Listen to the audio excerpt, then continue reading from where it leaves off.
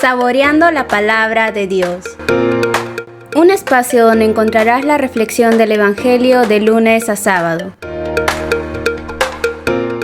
¿Qué tal, mis queridos hermanos y hermanas en Cristo Jesús? ¿Cómo se encuentran el día de hoy? Hoy 24 de febrero del 2025. El Evangelio de San Marcos capítulo 9, versículos del 14 al 29, nos va a presentar un episodio en torno a los discípulos de Jesús. Y es que los discípulos de Jesús le llevaron a una persona que estaba poseída, a un niño que estaba poseído, pero no pudieron expulsarle el demonio. Entonces los discípulos de los escribas pues empezaron a criticar y empezaron a discutir por qué los discípulos de Jesús no podían expulsar al demonio como lo hacía nuestro Señor Jesucristo. En torno a esta discusión que se estaba generando, Jesús se va a acercar a ellos para ver qué está pasando, por qué esta discusión. El Evangelio nos cuenta que cuando Jesús se acerca, la gente reconoce quién es Jesús y entonces la gente se va en torno a nuestro Señor Jesucristo para saludarlo, para tocarlo, para poder estar cerca de nuestro Señor Jesucristo. Y entonces pregunta, ¿qué está sucediendo? ¿Por qué están discutiendo?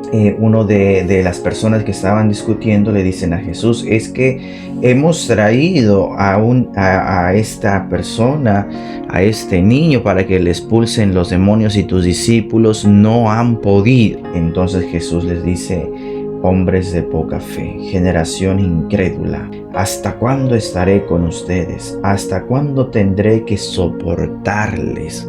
Dice Jesús, soportar su falta de fe, soportar su falta de confianza, soportar esta manera de no creer en Dios, que todo es posible y que con el poder de Dios todo se puede hacer. A eso se refiere Jesús cuando dice, ¿hasta cuándo tendré que soportarlos?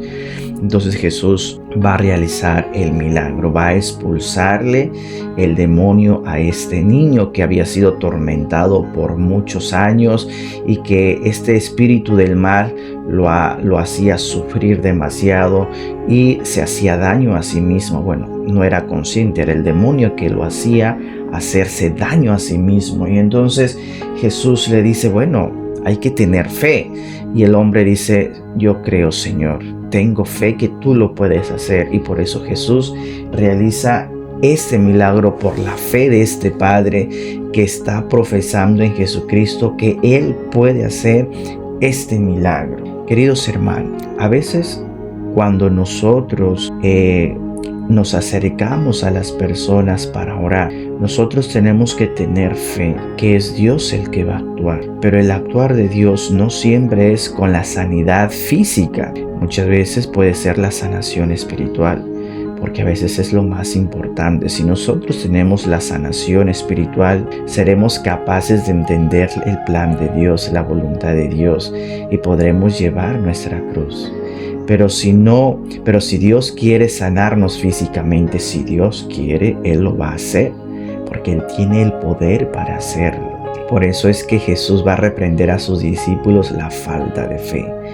Hay que tener fe en el Señor Jesús y Él actuará a través de nuestra vida, a través de nuestra persona, para el bien del reino de los cielos. Porque todos los que estamos en el servicio de Dios somos instrumentos de Dios, que Dios puede actuar a través de uno. Pero aquí viene algo bien importante que Jesús va a reprender a sus discípulos: la falta de fe. Hay que creer que es posible en el nombre del Señor. Y al creer que es posible en el nombre del Señor, las cosas suceden. Porque la fe mueve montañas, mueve este actuar de Dios en nuestra vida diaria. Por eso la fe se debe de pedir todos los días. Creo, Señor, pero aumenta mi fe.